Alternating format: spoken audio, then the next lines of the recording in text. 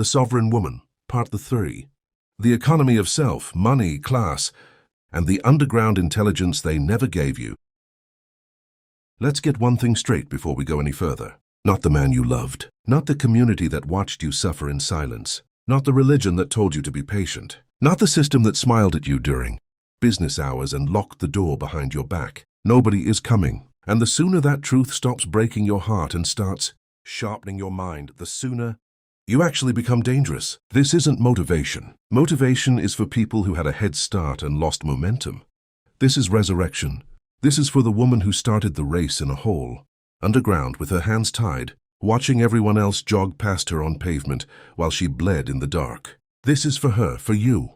What poverty actually is, and what they never told you. They taught you that poverty is about money. It's not. Poverty is a software problem. It's an operating system installed in your mind before you were old enough to question it, before you could read, before you understood what was happening to you. It was written into you through chaos, through watching your father disappear, through being shuffled between houses and people who didn't want you but kept you anyway, and for the check, for the appearance, for whatever it gave them. You absorbed the rules of survival before you ever learned the rules of wealth. And survival rules are brilliant. They kept you alive. But they will destroy your future if you don't consciously uninstall them. You absorbed the rules of survival before you ever learned the rules of wealth. And survival rules are brilliant. They kept you alive. But they will destroy your future if you don't consciously uninstall them. Survival says, spend it now before it's gone. Wealth says, let it sit and multiply while you sleep. Survival says, trust nobody. Wealth says, build networks of strategic trust and call it social capital.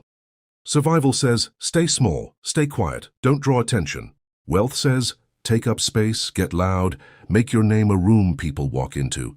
Survival says, today is all I have. Wealth says, today is a chess piece. Move it carefully. Both are intelligent responses to completely different environments. You're defending yourself in spaces that require you to be still. You're running from opportunities because opportunity looks unfamiliar. And unfamiliar always felt dangerous growing up. That's not weakness. That's a wound walking around in a woman's body, making decisions. The underground curriculum. Here is what wealthy families teach their children at kitchen tables, on boat docks, in country clubs, in conversations you were never invited to. Here is what got passed down through bloodlines while your bloodline was just trying to make rent. First, money is not the goal. Systems are the goal. Poor families chase money. Rich families build systems that generate money while they sleep, eat, travel, and die. A job is you trading your hours for dollars. A system is a machine that runs whether you're awake or not. The wealthy child is taught to build machines. The poor child is taught to be a good worker inside someone else's machine. You were taught to be useful to someone else's dream. Nobody taught you to dream, architecturally, to design your life, like a blueprint instead of just living it like a reaction. Second, your credit score is your financial passport, and they know you don't know that. That 3-digit number determines whether you can rent an apartment, start a business, buy a car, access capital, or build anything real. They don't teach this in schools with underfunding. They don't post it in the neighborhoods where it matters most. Because a woman with excellent credit and financial literacy is a woman who doesn't need to beg. She doesn't need to stay. She doesn't need to accept. She has options. And a woman with options is a woman they cannot control. Build your credit like your life depends on it, because your freedom does. Third, the most expensive thing in the world is not having money. Let that land. The poor pay more for everything. You know this in your body, even if you never had the language for it. You pay more for car insurance because of your zip code. You pay more at the corner store because there's no grocery nearby. You pay overdraft fees that cost you more than the transaction itself. You use payday loans with 400% interest because you had no other option. You rent furniture because you can't afford to buy it. And you end up paying triple the cost by the time it's yours. You pay with your time, standing in lines, navigating bureaucracy, fighting systems designed to exhaust you into giving up. Poverty is a tax, a brutal, invisible, relentless tax on everyone who was born into it. Understanding this is not an excuse to stay there. It's intelligence gathering. You need to know the terrain of the war you're in. Fourth, wealth transfers in silence. The trust fund, the property deed, the life insurance policy, the stock portfolio, the business passed to the child, the introduction to the right person, the tuition paid without blinking, the bail money, the safety net that catches them every time they fall so they can take risks you could never afford to take. This is what generational wealth actually means. It's not just money. It's risk capacity, the ability to fail and survive it, to try and miss and try again, because someone will catch you. You didn't have a net. You knew that one fall could end everything, so you never jumped, and they called it lack of ambition. It was never lack of ambition. It was lack of margin for error, and that is a systemic condition, not a personal failure. Father's ownership to her husband's ownership, like property with a dowry. She doesn't look like she's poor, but she is economically enslaved in the most sophisticated way imaginable. She has no credit history, no employment record, no financial identity of her own, no legal claim to the money that passes through the household. She runs with her labor every single day. She is financially invisible, and financial invisibility is one of the most dangerous positions a woman can occupy in this world. Because when the marriage ends, by death, by divorce, by violence, and she has nothing in her own name, nothing to stand on, nowhere to go where her history follows her, no proof she existed economically, she was erased before she even knew to fight it.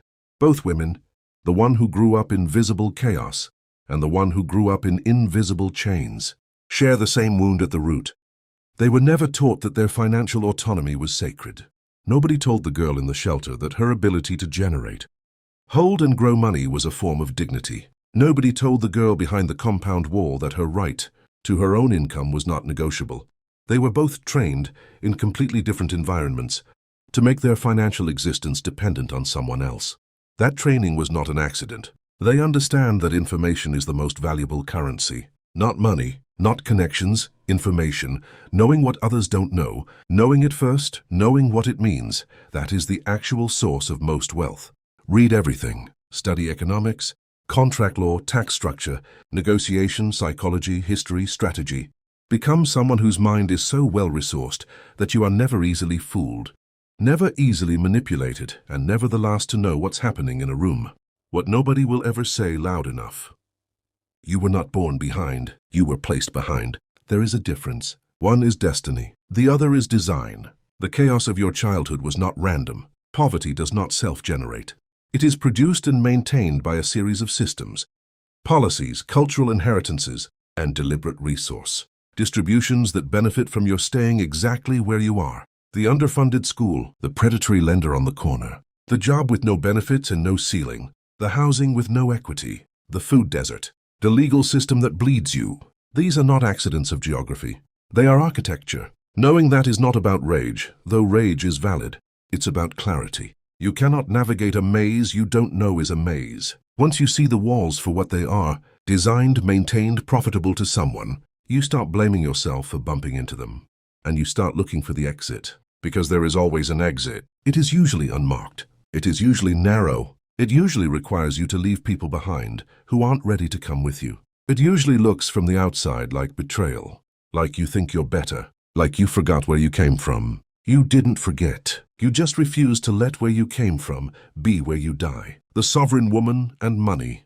A final word. This is the part they will call aggressive, selfish, unfeminine, ungrateful. Let them. Your money is your vote. Every dollar you control is a decision you get to make. Where you live, who you leave, what you build, whether you stay, what your children inherit, what your name means after you're gone. Money is not evil. Money is neutral and in the hands of a woman who has been denied power her entire life. Money is revolutionary. You are not chasing money because you are greedy. You are building financial sovereignty because you have been on the other side and you know, in your bones, in your nervous system, in every memory of being helpless, what it costs a woman to have nothing of her own. It costs her everything. You will not pay that price again.